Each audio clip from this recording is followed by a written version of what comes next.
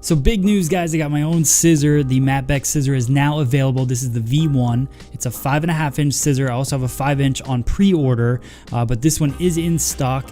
The handle was created by me. The point of the blade was created by me. The tang was created by me. This was built to be comfortable in my hand.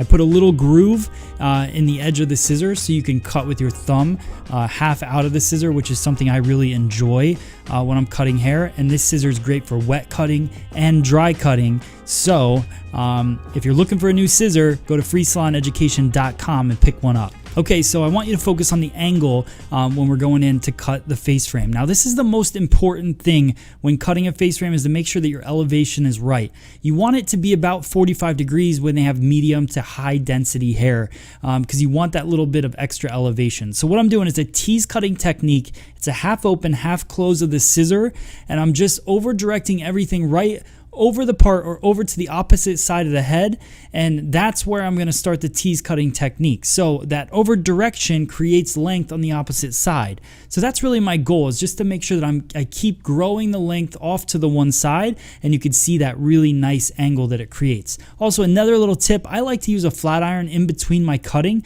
because once you cut hair dry, if it's cut in a place, like if it's cut shorter, it's almost poker straight. So you want to add a little bit of bend to it so you can really see that natural fall that it's going to get. So you can see how soft that angle is. The tease cutting technique creates the softest angles you're going to get in hair cutting. So just going through there, the bigger the stroke with the tease cutting technique, the softer the line. So I go through here, and on the weak side of the head, which is what I'm on now, I go through with a really heavy stroke, because I don't want to create real harsh lines on this side. I want it to be just nice and light, but still have that layering in the movement.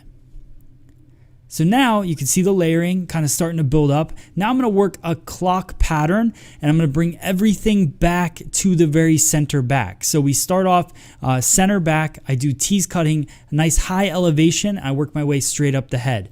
Then I take another pie shape section or clock shape, and then I over direct that to the center back. And I just keep working my way back the entire head shape, over directing everything back. What that's doing is it's pushing the most weight right to the ear, which is typically where we lose the most density in a haircut, because there's not as much from your hairline up to the top of your head.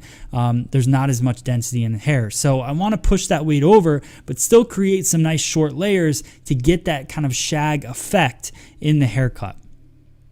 So again, I work my way just to the ear, and then I stop. Because everything else was already cut during that face frame portion.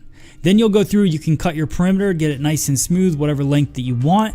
And I go through to finish it with the Joico Beach Shake Spray. It's a texture spray. I created a lot of texture in this cut, so I want to show it off using the right product. So I spray that through. You can see all the layers really coming to life. It's a simple technique, but it's got to be done the right way. Make sure you focus on that elevation. Hope you guys like this video. If you want my scissor, go to freesaloneducation.com.